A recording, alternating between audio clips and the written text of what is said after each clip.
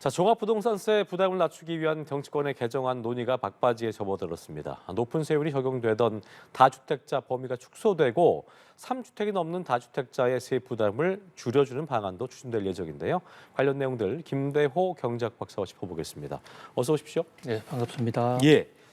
자, 말씀드린 대로 현행 종부세법에서 중과세율을 가르는 중요한 분기점이었죠. 이 다주택자의 범위가 조정지역 여부와 상관없이 3주택자 이상으로 축소가 되고요.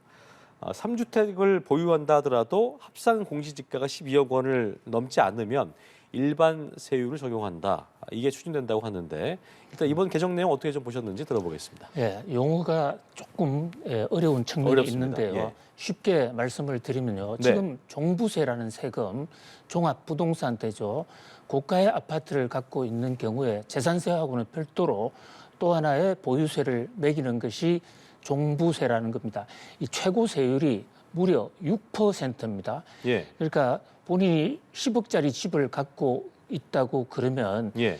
이 최고 세율을 적용받으면 15년 정도 되면 다른 조건에 변화가 없다면 집 자체가 공중분해되는 세금으로 완전히 다 날아가는 이 정도로 상당히 그 파괴력이 큰 세금이죠. 그렇죠. 지금 이 국회에서 내년도 새 예산안을 막바지 심의를 하고 있는데 네. 이 예산안과 세입 예산인 세법은 상호 연계가 돼 있기 때문에 이게 제대로 타결이 돼야 예산안도 탄력을 받을 수가 있거든요.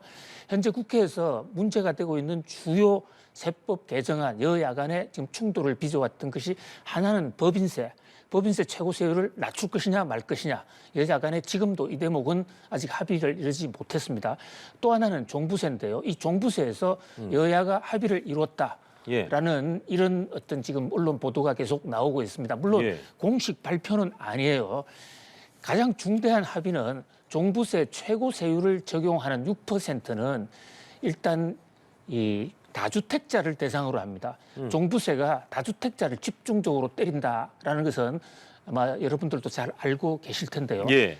이 정부 여당 국민의힘 입장에서는 다주택자에게 특별히 세금을 더 많이 물려는 것은 형평성에 문제가 있다고 그래서 지난번 세제 개편안을 발의할 때 다주택자 중과는 없애기로 하는 그런 세제 개편안을 제안을 했습니다. 예. 그런데 이게 이제 야당과 협의가 잘 되지 않아서 막판까지 여러 가지 난상 토론을 벌이다가 중대한 절충안이 마련이 됐는데요. 예. 그러니까 현재 2주택자까지는 다주택이라 하더라도 다주택으로 보지 않고 단일 세율 최고 세율은 2.7%입니다.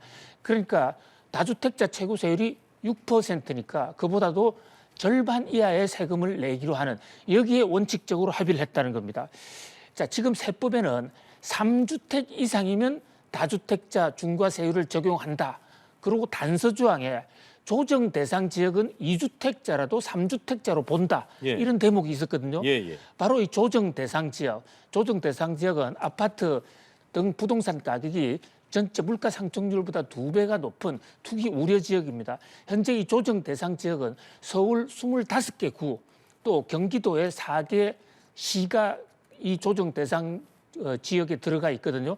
그러니까 서울과 경기도에서는 집이 세 채가 아니라 두 채부터 최고 세율인 6%의 중과세를 부과했는데 이 대목을 현재 그 조정 지역이라 하더라도 2주택은 그냥 단일 세율로 하겠다. 이렇게 되면 실질적으로 이제 다주택자 중과는 3주택 부서 되는 것이고 2주택까지는 거의 아닌 개념이죠. 예, 2주택자는 전국적으로 2주택을 가지고 있다고 다주택 중과를 적용받는 것은 단 한 건도 없어지게 됐거든요. 네. 굉장히 이제 큰 혁명적 변화라고 볼 수 있죠.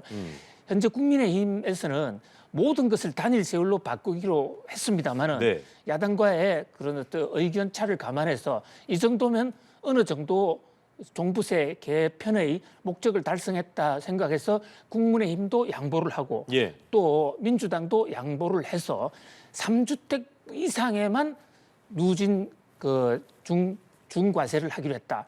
그리고 3주택이라 하더라도 과세 표준이 공시지가 합계액이 세주택의 합계액이 12억 원이 넘지가 않으면 12억 원 이하에서는 여전히 단일 세율 2.7% 이하로 적용하겠다. 3주택인데도 10억이 안 되는 경우가 있나 보죠. 그렇습니다. 지역에 많이 따라서는 또 다르군요. 천차만별이고요. 그렇군요. 뭐 상속재산 같은 경우에 서울이 아닌 경우에. 예, 시골 농어촌 같은 경우에는 뭐 1억도 안 되는 이런 집들이 아직도 그렇죠. 전국적으로 네. 많습니다. 그러니까 합산이 12억이 안 되면 이것도 중과를 때릴 이유가 없다. 그래서 뭐 굉장히 크게 합의가 됐다. 자, 그다음에 또 하나 중대한 종부세 합의. 네. 사실 다주택자보다 이건 더 중요할 수도 있습니다. 1주택자이든 다주택자이든 과세의 기준. 이 고가의 주택에만 세금을 물리는 게 종부세인데 그럼 얼마부터 세금을 물리느냐. 이게 진짜 관건이거든요. 예. 현재는 올해 지금 종부세는 그 부부 합산이 아닌 부부 중에 한 사람만 갖고 있는 경우 남편이든 부인이든 11억 원이 공시지가가 넘으면 종부세 대상으로 됐고 부부 합산의 경우에는 부부 두 사람을 합쳐서 12억 원이 대상이 됐습니다. 그런데 이것을 부부 1인이 갖고 있는 경우에 11억 원을 12억 원으로 올리고 부부 합산의 경우에는 1인당 6억에서 9억으로 그러니까 두 사람 합하면 18억으로 올리는 겁니다.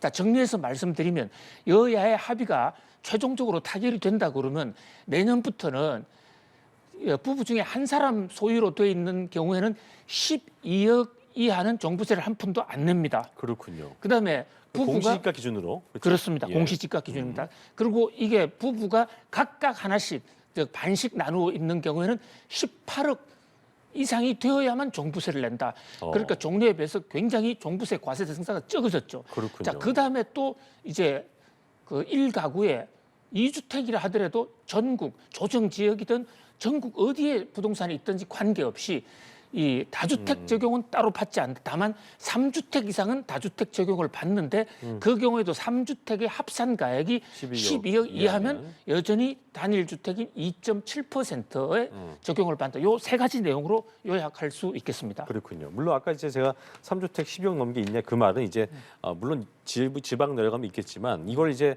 보통 우리가 생각하는 수도권 지역이라든가 그러니까 혜택을 받을 수 있는 사람과 그렇지 않은 사람의 비율을 봤을 때 상당히 좀 효과가 좀 있는 거라고 좀 볼 수 있을까요? 그렇습니다. 예. 그리고 지금 현재 3주택의 경우에도요.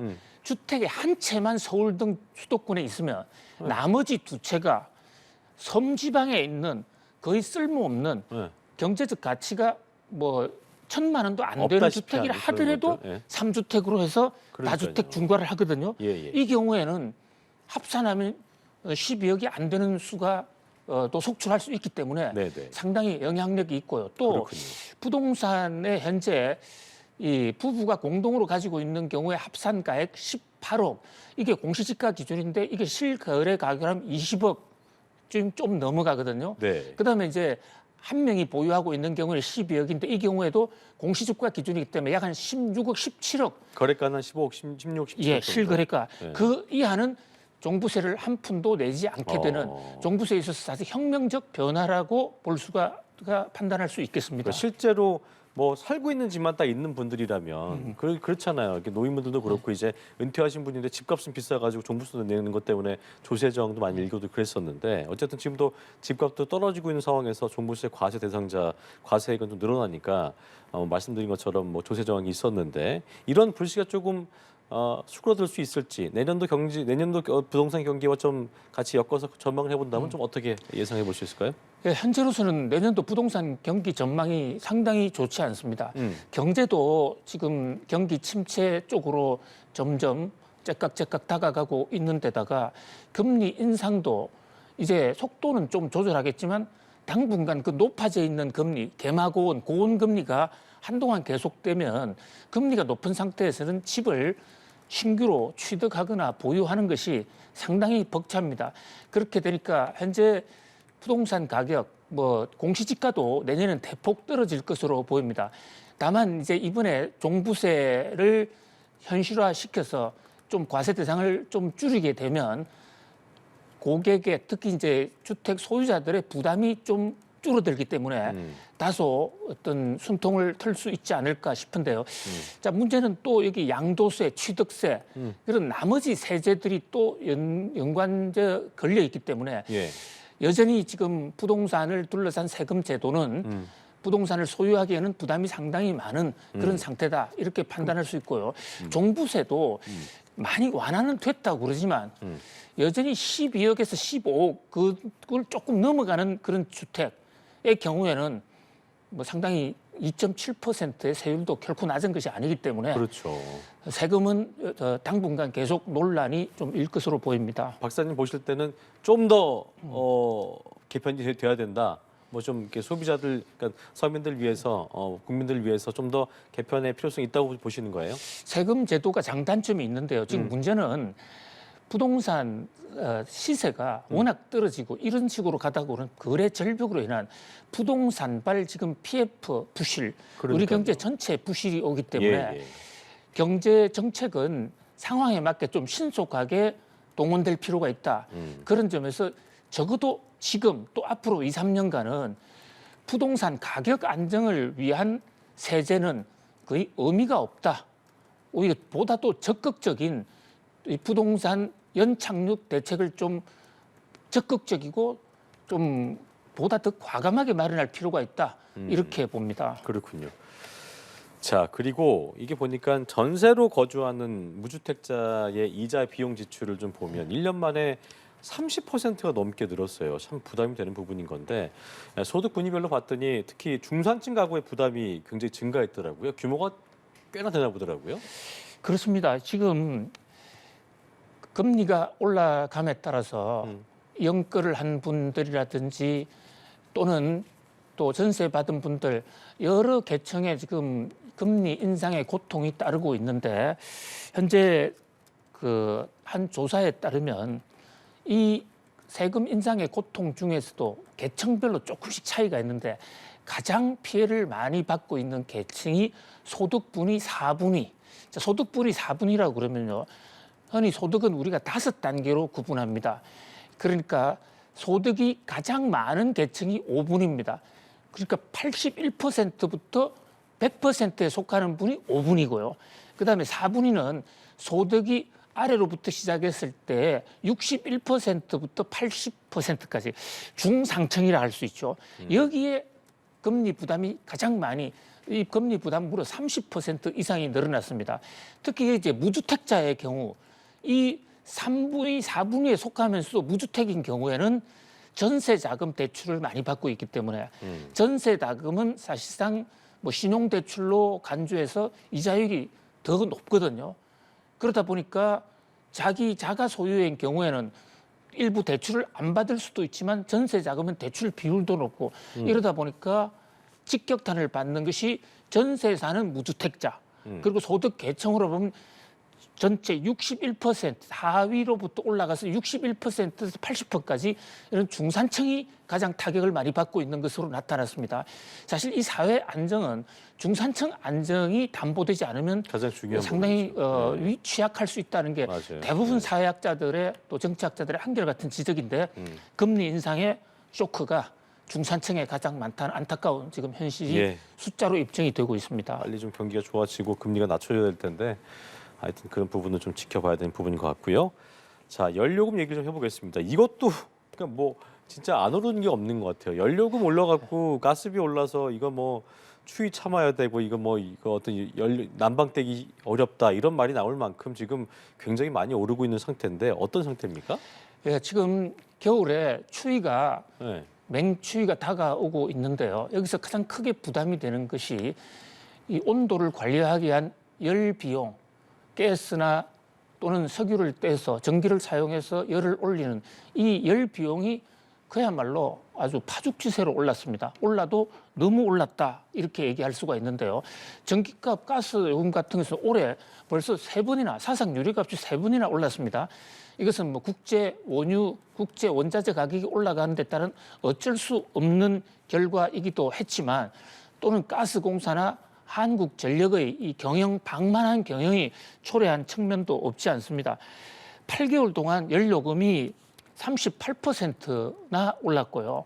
이것을 난방비를 지난해 동기에 대비하면 우리나라 국민 전체적으로 작년에는 6만 원이었거든요. 월 평균.